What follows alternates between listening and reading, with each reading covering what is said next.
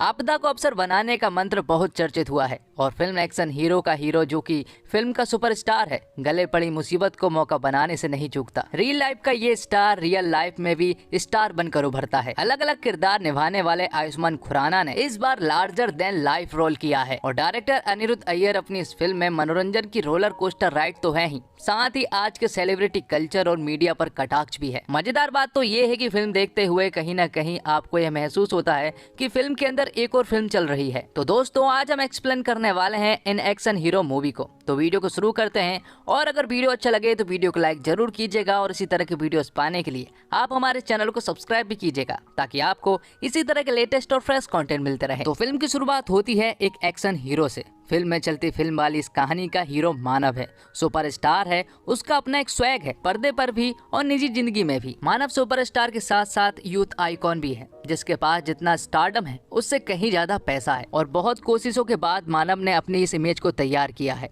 अब वो action hero है। इस इमेज को बनाने में उसे बहुतों का साथ भी मिला है। साथ ही यहाँ पर एक रिपोर्टर के द्वारा जब मानव से सवाल पूछा जाता है कि एक फेमस डायरेक्टर की फिल्म को आपने मना क्यों कर दिया है, तो मानव उसे जवाब देता है कि वो फिल्म एक गैंगस्टर की बायोपिक फिल्म थी और वो किसी भी तरह की रेलेवेंस वाली फिल्म नहीं करना चाहता है। जिसके बाद मानव यहाँ से चला जाता है। अब अगले सीन में हम मानव को हरियाणा में देखते हैं, जहाँ पर उसकी एक एक्शन फिल्म की शूटिंग होनी थी। अब क्योंकि मानव एक सुपरस्टार है और कई सारे लोग उसके फैंस भी हैं, इसलिए फिल्म के सेट के बाहर फैंस की भीड़ भी थी। साथ ही उन भीड़ में कुछ पॉलिटिशियन के लोग भी थे जो कि मानव से मिलना चाहते थे, लेकिन उन्हें भी वेट करना पड़ रहा है। आगे हम देखते हैं कि जब फिल्म की शूटिंग हो रही थी और जब फाइट सीन चल रहे होते हैं तो वो फाइट सीन मानव को पसंद नहीं आते, क्योंकि मानव के चेहरे पर गुस्सा नहीं था। और अब क्योंकि ये एक एक्शन फिल्म है और फाइट वाले सीन है, इसलिए हीरो के चेहरे पर गुस्सा होना तो जरूरी है, इसलिए वो बार बार टेक ले रहा होता है, लेकिन उसके चेहरे पर गुस्सा नहीं आ पा रहा था। तब मानव का सेक्रेटरी मानव के पास आता है और वो उसे बताता है कि उसकी फेवरेट कार जो आज आने वाली थी, अब वो आज ना आकर एक हफ्ते के बाद आएगी। और ये बात सुनने के बाद मानव को गुस्सा आ जाता है और फिर वो शॉट को परफेक्ट तरीके से करता है। साथ ही वो पॉलिटिशियन के लोग अभी भी बाहर इंतजार कर रहे थे, लेकिन जब मानव उनसे मिलने के लिए जा ही रहा होता है कि तभी सेक्रेटरी उसे बताता है कि उसकी फेवरेट कार आ चुकी है। मानव के सेक्रेटरी ने कार वाली बात इसलिए छुपाई ताकि मानव को गुस्सा आ जाए और वो सीन को सही तरीके से कर पाए, और हुआ भी ऐसा ही। लेकिन मानव की फेवरेट कार आ जाने के कारण मानव उन पॉलिटिशियन के लोगों से नहीं मिल पाता है और अपनी कार को लेकर अकेला ही निकल पड़ता है, जो देखकर उन पॉलिटिशियन के लोगों को बिल्कुल भी अच्छा नहीं लगता।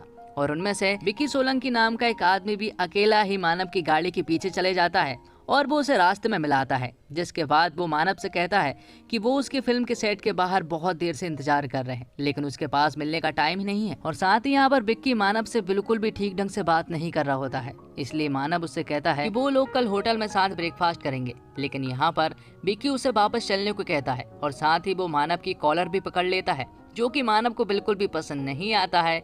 इसलिए वो विक्की को धक्का दे देता है, जिससे कि विक्की दूर जाकर गिरता है। और जहाँ पर विक्की गिरता है वहाँ पर ढेर सारे पत्थर भी थे और उन्हीं में से एक पत्थर उसके सर में लग गया था, जिससे कि उसके सर से ब्लीडिंग होने लगी थी। ये देखकर मानव तुरंत ही विक्की के पास आता है और जब वो विक्की को देखता है तो उसे पता चलता है कि उसकी सांसें बंद हो चुकी है और उसकी डेथ हो चुकी है। ये देखकर मानव को कुछ भी समझ नहीं आ रहा था, इसलिए वो अपनी कार को उठाता है और तुरंत ही वहाँ से निकल पड़ता है। लेकिन जाते हुए उसका एक साइड ग्लास उसी सड़क पर रह गया था। मानव को मालूम है कि एक बहुत बड़ा इशू होने वाला है। वो घबराते हुए अपने होटल आता है और तुरंत ही न्यूज चैनलों को देखने लगता है। उसे मालूम था कि ऐसी कोई न्यूज तो जरूर आने वाली है, क्योंकि वो बीच सड़क पर हादसा हुआ था और होता भी ऐसा ही है। सारे न्यूज चैनलों पर एक अनजान शख्स की मौत की खबर फैल जाती है। पुलिस ने इन्वेस्टिगेशन करना शुरू कर दिया था और साथ ही यहाँ पर एंट्री होती है विकी सोलंकी के भाई यानी कि भूरा सोलंकी की, जो कि यहाँ का निगम पार्षद है। विकी का भाई वो कैरेक्टर है जो हिंदी फिल्मों में टिपिकल हरियाणा का गुंडा होता है। वो ना पुलिस वाले पर हाथ छोड़ने में एक सेकंड का समय लगाता है और ना ही दूसरे देश में जाकर वहाँ के पुलिस वालों को मारने में कोई दिक्कत महसूस करता है। भूरा यहाँ का निगम पार्षद है और उसके भाई का मर्डर हुआ है, इसलिए वो हाथ पर हाथ रखकर रहने वाला तो बिल्कुल भी नहीं है। दूसरी तरफ मानव जब न्यूज देखता है तो उसे पता चलता है कि विकी यहाँ के बहुत बड़े पॉलिटिशियन का भाई है और जहाँ पर विकी की डेथ हुई है वहीं पर मानव की गाड़ी का साइड ग्लास भी पड़ा हुआ था और वो साइड ग्लास दरअसल पुलिस वालों के पास था। लेकिन भूरा सोलंकी के लोग उनसे वो साइड ग्लास छीन लेते हैं और कहते हैं कि आगे की इन्वेस्टिगेशन अब वही करने वाले हैं। ये देखकर मानव समझ चुका था कि अब वो एक बहुत बड़ी प्रॉब्लम में फंसने वाला है, इसलिए वो तुरंत ही अपने बैग को पैक करता है और लंदन जाने के लिए घर से निकल पड़ता है। अब आगे हम देखते हैं कि जब भूरे के घर पर सभी लोग मौजूद थे, यहाँ पर पुलिस वाले भूरे को बताते हैं कि इससे पहले कि वो मानव को पकड़ पाते, मानव यहाँ से भागकर लंदन जा चुका है। लेकिन वो वादा वादा करते हैं कि वो किसी भी हालत में मानव को जरूर पकड़ कर लेकर आएंगे, लेकिन भूरे को उनके ऊपर बिल्कुल भी विश्वास नहीं था, इसलिए वो खुद ही लंदन जाने का डिसाइड करता है। साथ ही वो यहाँ पर उन पुलिस वालों को सजा देता है कि जब तक वो वापस नहीं लौट कर आता तब तक ये तीनों पुलिस वाले बिना कपड़े के यहाँ पर रहेंगे। अब आगे हम देखते हैं कि मानव सेफली लंदन पहुंच चुका था और वो कई सालों के बाद लंदन आया था और वो जानता है कि वो यहाँ भी सेफ नहीं रह पाएगा, इसलिए वो अपने घर की डील करवाने के लिए डीलरों को ढूंढने लगता है। दूसरी तरफ हम देखते हैं कि अब भूरे सोलंकी भी लंदन पहुंच चुका था और वो यहाँ पर मानव को मारने के लिए आया था। इससे पहले कि पुलिस उसे पकड़ ले उससे पहले भूरा उसे मारना चाहता है और साथ ही पूरे देश में मानव एक मर्डरर बन चुका था। कल तक जो मानव देश का हीरो था आज उसे अपने ही देश में क्रिमिनल और भगोड़ा साबित कर दिया जाता है। पूरी नेगेटिविटी के साथ उसका मीडिया ट्रोल शुरू हो जाता है और उसके खिलाफ जगह जगह पर प्रदर्शन और विरोध होने लगते हैं। साथ ही न्यूज के द्वारा ये बात अब लंदन भी आ चुकी थी, इसलिए यहाँ पर भी मानव सिक्योर फील नहीं कर रहा था, इसलिए वो भी छिप छिप कर रह रहा था। और जब वो मार्केट से घर लौट रहा था तो वो देखता है कि 2 पुलिस वाले उसके घर के अंदर जा रहे हैं, इसलिए वो उन्हें देखकर एक पेड़ के पीछे छिप जाता है और थोड़ी ही देर में उसके घर के अंदर से गोली चलने की आवाज आती है और एक पुलिस वाला बाहर दौड़ता हुआ आता है और थोड़ी देर के बाद उस पुलिस वाले को भी गोली मार दी जाती है। और ये सारा काम किसी और ने नहीं बल्कि भूरा सोलंकी ने किया है, जो कि मानव के घर से बाहर आता है और उसने मानव को भी देख लिया था। मानव ने भी भूरे को देख लिया था, इसलिए वो तुरंत ही भागता है। उसके पीछे पुलिस भी पड़ गई थी, लेकिन मानव यहाँ पर किसी तरह से उनसे छुटकारा पाता है, लेकिन पुलिस वाले अभी भी उसका पीछा नहीं छोड़ रहे थे। तब मानव यहाँ पर एक आदमी से कार छीनता है और कॉल लगाकर अपने लोगों से हेल्प लेने की कोशिश करता है, लेकिन कोई भी उसकी मदद नहीं कर पा रहे थे। अब यहाँ पर मानव शहर से बाहर आ चुका था और उसे ऐसा लग रहा था कि अब वो बिल्कुल सेफ है, इसलिए वो एक जगह पर रुकता है और एक गहरी सांस लेता है। लेकिन तभी अचानक से एक कार फुल स्पीड में मानव की कार की तरफ आती है और एक जोरदार टक्कर मार देती है और दूसरी कार में से भूरा सोलंकी निकलता है, जो कि मानव को बाहर निकालता है। लेकिन मारने से पहले वो उससे पूछता है कि आखिर उसने विक्की को क्यों मारा, जिस पर कि मानव उससे कहता है कि उसने विक्की को नहीं मारा, वहाँ जो कुछ भी हुआ था वो सिर्फ एक एक्सीडेंट था। यहाँ पर मानव भूरे को सब कुछ बताता है कि विक्की और वो सिर्फ बहस कर रहे थे, जिसके बाद विक्की ने मेरी कॉलर पकड़ ली थी और उसने सिर्फ विक्की को एक धक्का दिया था, जिसकी वजह से वो नीचे गिर गया था और उसका सर एक पत्थर से लग गया था। लेकिन ये बात भूरा मानने को बिल्कुल भी राजी नहीं था। वो उससे कहता है कि विक्की 8 रोटी खाता था, 4 गिलास दूध पीता था और वर्जिश करता था। वो मान ही नहीं सकता कि उसकी मौत इस तरह से हो जाए। भूरा उससे कहता है कि वो उसे मारेगा जरूर, लेकिन वो उसे गन से नहीं मारना चाहता बल्कि लात घूसे से मारना चाहता है, इसलिए वो गन को साइड में रख देता है। जिसके बाद उन दोनों के बीच में फाइट होती है और इस मौके का फायदा उठाकर मानव भूरे की गन छीन लेता है और भूरे को गन पॉइंट पर ले लेता है। और भूरे को एक कार की डिक्की में बंद करने से पहले वो भूरे से कहता है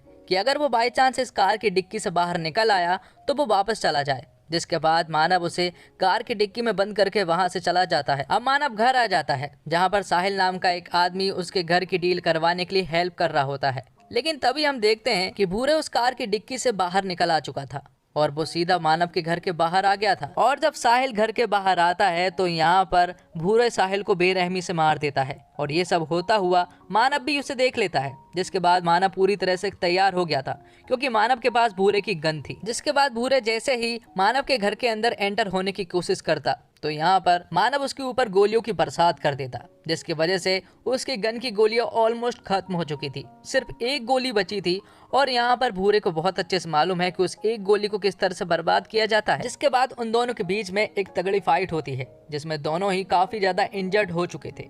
उन दोनों की फाइट हो ही रही थी और यहाँ पर जब भूरे के हाथ गन लगने ही वाली थी, लेकिन तभी यहाँ पर कई सारे लोग उनके घर में एंटर हो जाते हैं जिनके पास ढेर सारी गन थी और वो उन दोनों को ही गन पॉइंट पर ले लेते हैं। यहाँ पर जो मेन आदमी होता है उसका नाम कादर होता है और वो लोग यहाँ पर मानव को पकड़ने के लिए आए थे। दरअसल साहिल ने इन लोगों का पता दे दिया था कि मानव उसके घर में मौजूद है, इसलिए कादर अपनी पूरी की पूरी गैंग लेकर यहाँ पर मानव को पकड़ने के लिए आ गया था।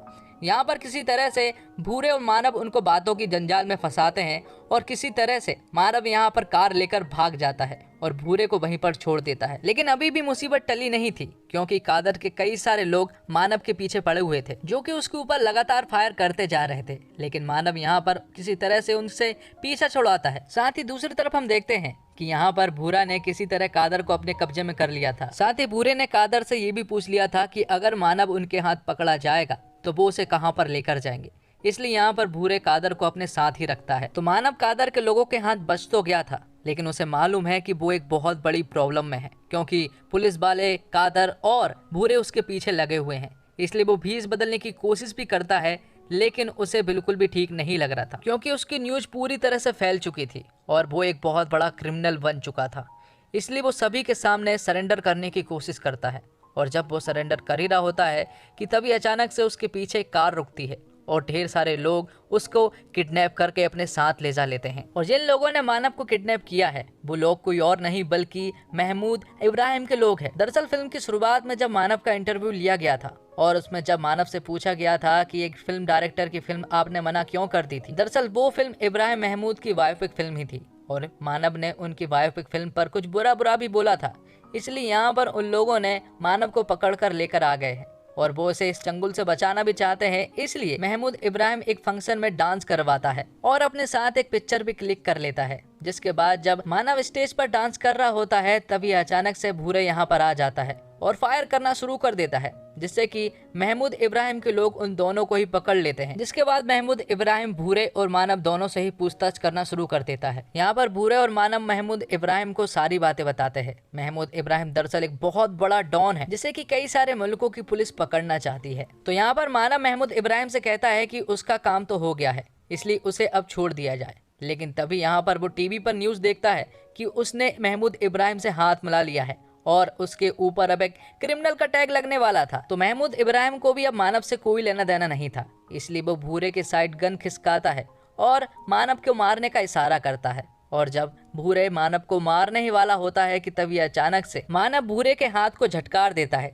जिससे कि वो गोली गलती से महमूद इब्राहिम को लग जाती है, जिससे कि उसकी तुरंत ही डेथ हो जाती है। और गोलियों की आवाज सुनने के बाद महमूद इब्राहिम के कई सारे लोग अंदर आते हैं और वो लोग इनसे लड़ने लगते हैं, जिसके बाद यहाँ पर मानव और भूरे उनसे सामना करते हैं और एक जोरदार फाइट के दौरान वो सभी को मार गिराते हैं। और अब पुलिस वाले भी यहाँ पर आने वाले थे, इसलिए यहाँ पर मानव भूरे से कहता है कि उसके पास एक प्लान है और अगर उसके प्लान के हिसाब से चला तो सब कुछ ठीक हो सकता है। और ये सीन यहीं पर कट होता है। अब कुछ दिन बाद का सीन दिखाया जाता है जब मानव इंडियन एम्बेसी की कस्टडी में था। यहाँ पर वो अपना बयान दे रहा होता है और बता रहा होता है कि ये सब कुछ कैसे हुआ। साथ ही वो यहाँ पर उन्हें एक ऑफर भी देता है। वो उनसे कहता है कि महमूद इब्राहिम मारा गया, उसे किसने मारा ये इम्पोर्टेंट नहीं है, बल्कि वो मारा गया ये इम्पोर्टेंट है। अगर इंडियन गवर्नमेंट कहे कि गवर्नमेंट ने ही मानव को महमूद इब्राहिम को मारने के लिए लंदन भेजा था तो इससे दोनों का ही भला हो सकता है। ये बात सुनने के बाद इंडियन गवर्नमेंट मान जाती है और वैसा ही करते हैं जैसा कि मानव ने कहा है। जिसके बाद मानव को जब इंडिया लाया जाता है तो पूरे देश के सामने मानव फिर से एक सुपरस्टार बन चुका था।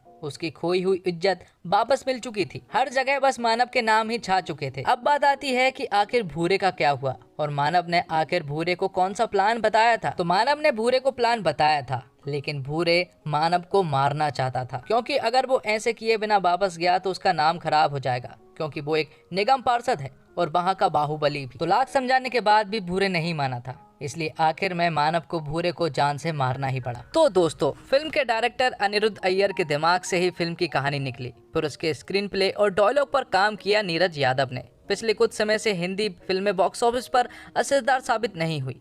इसकी एक वजह यह सुनने और पढ़ने को मिल रही है कि ये कोरोना के पहले की फिल्म थी, कुछ करीब 4-5 साल पुरानी। कोरोना के बाद बहुत कुछ बदल गया, इसके चलते ये फिल्में रिलेवेंट नहीं रह पाई। एन एक्शन हीरो आज के समय की कहानी है। किसी भी कहानी को बड़ी ऑडियंस तक पहुंचाने का तरीका है कि उसे एंटरटेन बनाया जाए, और फिल्म एक्शन हीरो एक तरह से आयुष्मान खुराना के लिए एक सबक है, और ये सबक शायद उन्होंने इस फिल्म को शुरू करने से पहले ही सीख लिया है। जैसे कि स्क्रिप्ट टीम में होता है कि एक बल्लेबाज अगर ना चले तो दूसरा या तीसरा चौथा आकर पारी संभाल सकता है। सिनेमा में भी कुछ वैसा ही है। अगर एक फिल्म में हीरो के साथ दमदार विलन हो और साथ ही कलाकार हो तो दर्शक का ध्यान किसी एक किरदार के ही पोस्टमार्टम पर टिक नहीं पाता है।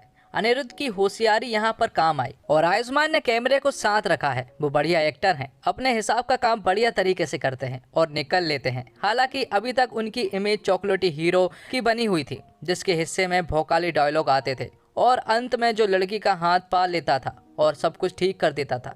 लेकिन यहाँ आयुष्मान खुराना ने अपने ऐप भी दिखाए हैं और एप्स भी। साथ ही आयुष्मान खुराना ने मानव के किरदार में अच्छी एक्टिंग की है, वो इस रोल में जमे हैं। ये किरदार उनकी बाकी फिल्मों से अलग है और आपको आयुष्मान को स्क्रीन पर देखकर मजा आ जाता है। वहीं भूरा के किरदार में जयदीप अहलावत ने जान डाल दी है। जब वो हरियाणवी में डायलॉग बोलते हैं तो खूब तालियां बजती है।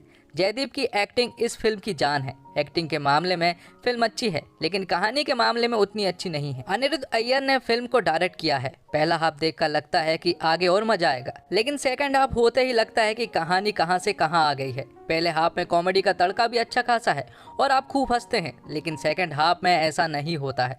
ये फिल्म टुकड़ों में अच्छी है और पूरी तरह से आपको बांध नहीं पाती। एंडिंग में आपको लगता है कि एक्शन हीरो तो केजीएफ के रॉकी भाई का पायरेटेड वर्जन होता है। तो दोस्तों, उम्मीद करता हूँ आपको वीडियो पसंद आई होगी। वीडियो पसंद आई हो तो वीडियो को लाइक जरूर करें और इसी तरह के वीडियोस पाने के लिए आप हमारे इस चैनल को सब्सक्राइब भी करें, ताकि आपको इसी तरह के लेटेस्ट और फ्रेश कंटेंट मिलते रहे।